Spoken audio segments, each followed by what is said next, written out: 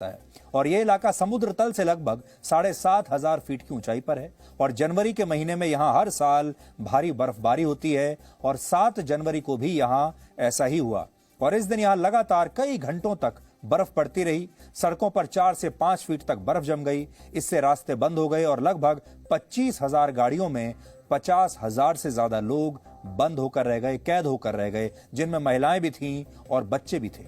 और जिस समय ये लोग गाड़ियों में थे उस समय बाहर तापमान -8 डिग्री सेल्सियस तक पहुंच गया था और सोचिए क्या हालत इनकी रही होगी।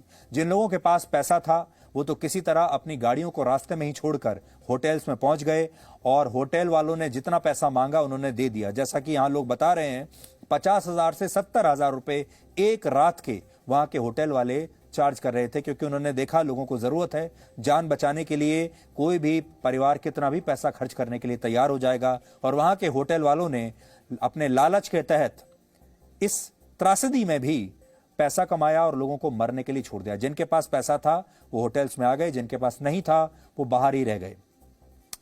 लेकिन जिन लोगों ने यह सोचा कि वो रात भर गाड़ी में ही रहकर बर्फबारी के रुकने का इंतजार करेंगे, उनके लिए यह स्थिति बहुत खतरनाक हो गई और ऐसे लगभग 23 लोगों ने सुबह होते होते अपनी जान गंवा दी थी। हालांकि हमें लगता है कि इन लोगों की मौत ठंड और बर्फबारी से नहीं हुई, बल्कि इन लोगों की जान लालच ने ली है।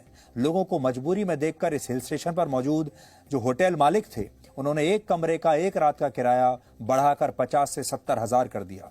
जिन लोगों की गाड़ियां बर्फबारी के बीच फंसी हुई थी उन गाड़ियों को निकालने के लिए ही 5 से 10,000 रुपए तक लोकल लोगों ने मांगे।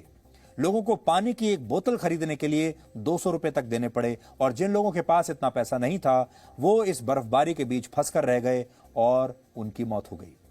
लालच का जन्म तब होता है जब इंसानियत मर जाती है और यहां तो इंसानियत बर्फ के नीचे दबकर मरी है। इसलिए आप कह सकते हैं पाकिस्तान में उस दिन इंसानियत पूरी तरह से बर्फ के नीचे दबकर मर गई थी। लालच का संक्रमण किसी एक देश तक सीमित नहीं है। आज पाकिस्तान में जो कुछ हुआ है वो भारत और दुनिया के दूसरे देशों में भी हो सकता है। इसलिए यहां हम पाकिस्तान की आलोचना नहीं कर रहे। इंसान इंसान होता है, चाहे वो भारत में रहता हो, पाकिस्तान में रहता हो, बच्चे, महिलाएं, और हमें भी जो ये लोग जिस दौर से गुजरे हैं हमें भी उसका बहुत दुख है। लेकिन बड़ी बात यह है कि जो होटल मालिक थे, होटल के लोग थे, जो लोकल लोग थे, उन्हें ऐसा लालच नहीं दिखाना चाहिए था और ये इंसानी लालच है, कहीं भी हो सकता है। आपको याद होगा पिछले साल भारत में भी कोविड की दूसरी लहर के दौरान मृत्यु काल चल रहा था और तब बहुत सारे लोगों ने सब्जियों से लेकर जरूरी दवाइयों तक की कालाबाजारी और जमाखोरी शुरू कर दी थी। उस समय आपके बीच रहने वाले ही कुछ लोग आप ही की मजबूरी का फायदा उठा रहे थे। आप याद कीजिए, हमारे देश में भी हमने ऐसा कई बार देखा है।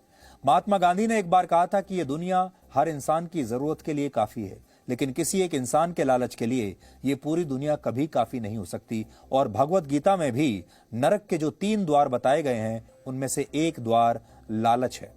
हालांकि जब मरी में पाकिस्तान की सेना को तैनात कर दिया गया और लगभग 23,000 गाड़ियां वहां से निकाली जा चुकी हैं, तो पाकिस्तान सरकार के मुताबिक 1,000 गाड़ियां और 5,000 लोग अब भी वहां पर हो सकता है कि फंसे हुए हों। हालांकि इस घटना पर पाकिस्तान के सूचना मंत्री फवाद चौधरी ने कैसे अपने ही लोगों का मजाक उड़ाया वो भी आज आपको सुनना चाहिए। बहुत ज्यादा लोग जो हैं वो आ गए हैं। जो इंतजामिया है वो खुद को हेल्पलेस फील कर रही है। घर में बैठे मूंगफलियां खाएं, इतना खर्चा करने के बजाय स्नो स्प्रे मंगा के एक दूसरे के ऊपर डाल लें। हर जगह के ऊपर वो लॉ एंड ऑर्डर के लिए हुकूमत और सिविल इदारे ही नहीं बनाने होते, कोई अपनी कॉमन सेंस भी इस्तेमाल होनी चाहिए। और अब आखिर में आज का सवाल, आज आपको यह बताना है कि बांग्लादेश का पुराना नाम क्या है। आप इस पर रिसर्च कीजिए और ब्रेक के बाद हम आपको इस सवाल का सही जवाब बताएंगे।